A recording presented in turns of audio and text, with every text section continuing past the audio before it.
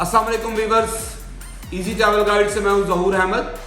आज मैं आपको तुर्की के वीज़ा के बारे में मालूमात फराहम करूंगा कि पाकिस्तान से तुर्की का वीज़ा कैसे हासिल किया जाए। जो दोस्त हमारे चैनल पर नए हैं उनसे दरख्वास्त है कि हमारे चैनल को सब्सक्राइब करें और बेल आइकन को भी दबाएं ताकि ताज़ा तरीन अपडेट्स आप तक आती रहें। व्यूअर्स, वीडियो को शुरू करने से पहले मोहम्मद सल्लल्लाहु अलैहि वसल्लम और आले मोहम्मद पर दूध पाक का तोहफा पेश करेंगे। अल्लाहुम्मा सल्ली अला सय्यिदना मुहम्मदिन व अला आलि सय्यिदना मुहम्मदिन व बारिक वसल्लम। व्यूअर्स, तुर्की जो हमारा इस्लामी दोस्त कंट्री है और यूरोप और एशिया को मिलाने वाला कंट्री है। इस्तांबुल शहर जो है इसका वो आधा यूरोप में वाक़या है और आधा एशिया में वाक़या है। बहुत ही खूबसूरत कंट्री है और आज कल इन दिनों में तुर्की जो है पाकिस्तान को बहुत ज़्यादा तादाद में वीज़े फराहम कर रहा है। जो पहले उनकी शराइत या जो उनकी रिक्वायरमेंट्स थी उन्होंने बहुत उसमें एक नरमी की हुई है। पाकिस्तानियों को बहुत ज़्यादा वीज़े ग्रांट कर रहा है तुर्की इस वक्त। अगर आप तुर्की जाने का ख्वाहिश रखते हैं तो आपको चाहिए कि आप ज़रूर वीज़ा अप्लाई करें। और तुर्की के लिए जो ड्रॉप बॉक्स है इनका अनातोलिया के नाम से इनका ड्रॉप बॉक्स है जो कि लाहौर में जेल रोड पर वाक़या है, हमारे करीब तरीन।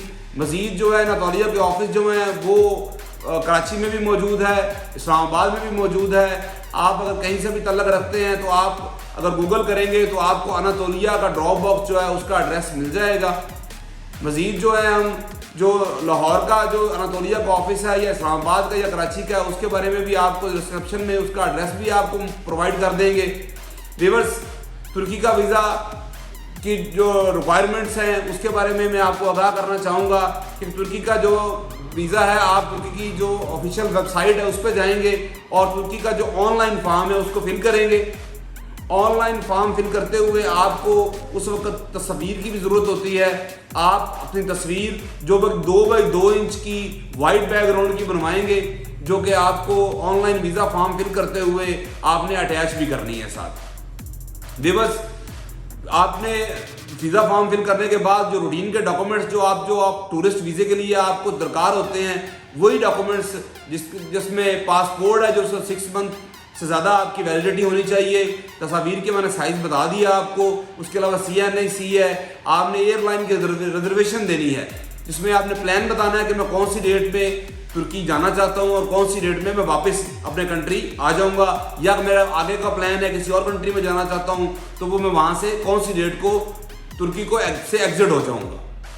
व्यूअर्स, इसके बाद आपने अपनी होटल की बुकिंग जो आपका प्लान है उसके मुताबिक आप होटल की बुकिंग प्रोवाइड करेंगे और जितने दिन का आपका क़याम है उसके मुताबिक आप ट्रैवल हेल्थ इंश्योरेंस भी प्रोवाइड करेंगे जो कि मिनिमम 30,000 यूरो की कवरेज की होनी चाहिए और उसमें कोविड-19 की कवरेज भी लाजमी चाहिए। उसमें आजकल जिस किसी भी एम्बेसी में आप वीज़ा अप्लाई करते हैं तो कोविड-19 की जो कवरेज है वो भी उसको भी वो लाजमी तौर पर वो कहते हैं कि हमें उस हेल्थ इंश्योरेंस के अंदर प्रोवाइड की जाए।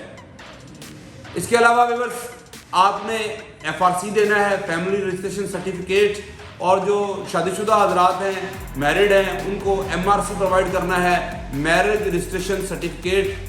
और उसके अलावा आपने अपनी बैंक स्टेटमेंट जो है वो तुर्की जो है वो 3 मंथ्स की बैंक स्टेटमेंट आपसे डिमांड करता है और कोशिश करें कि उसमें कम से कम बैलेंस जो आपका 5 लाख से अबव होना चाहिए ताकि वीज़ा ग्रांट होने में वीज़ा ऑफिसर आपको जब असेसमेंट करे तो उसको लिए आपके लिए आसानी हो, आपको वीज़ा ग्रांट कर दिया जाए।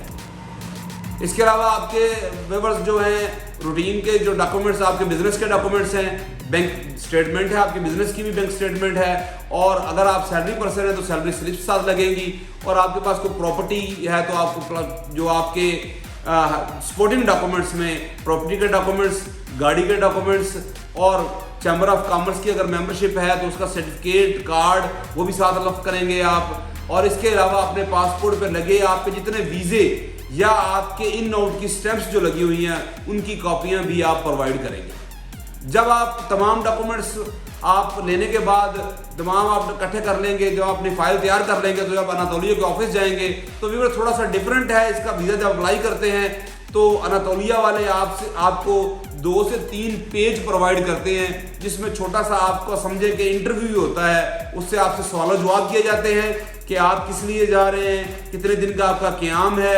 ये सारी चीज़ें जो हैं वो आपसे वो सवाल पूछते हैं, वो आपने रिटर्न में आपने प्रोवाइड करना होता है।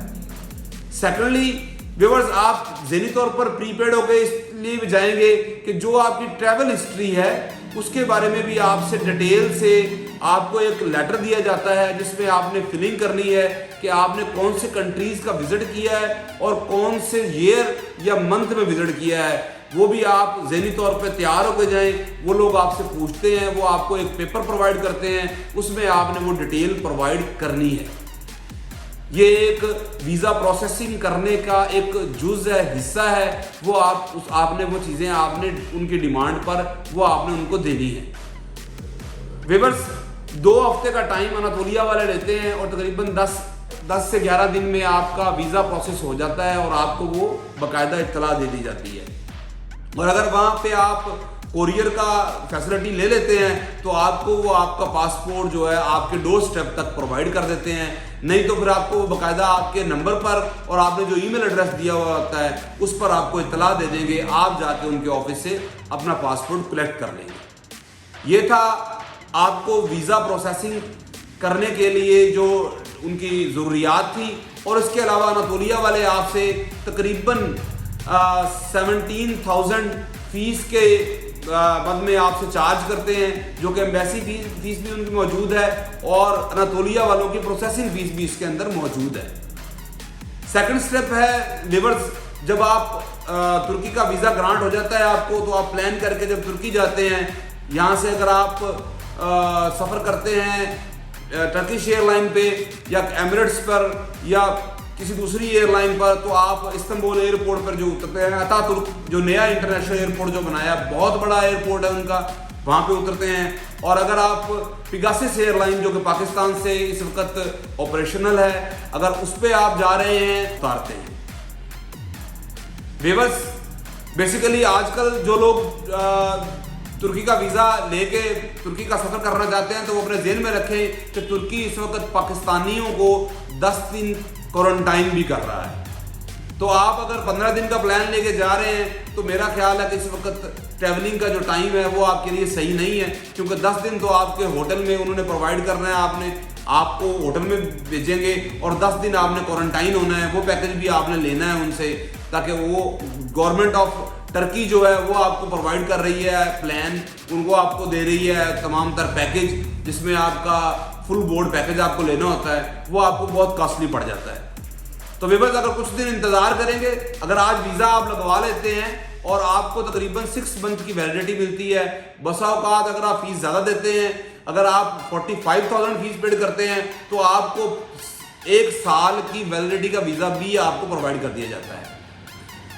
तो नॉर्मल फीस में अगर आप 6 मंथ की वैलिडिटी का वीज़ा अगर आप ले रहे हैं तो व्यूअर्स उसमें भी आपको 6 माह का जब टाइम दिया जा रहा है, तो आप कुछ देर इंतज़ार करने के बाद उम्मीद है कि ये क्वारंटाइन जैसे दूसरे कंट्रियों का ख़त्म कर दिया गया, टर्की ने ख़त्म कर दिया है, तो इंशाल्लाह पाकिस्तानियों के लिए भी ये क्वारंटाइन ख़त्म कर दिया जाएगा।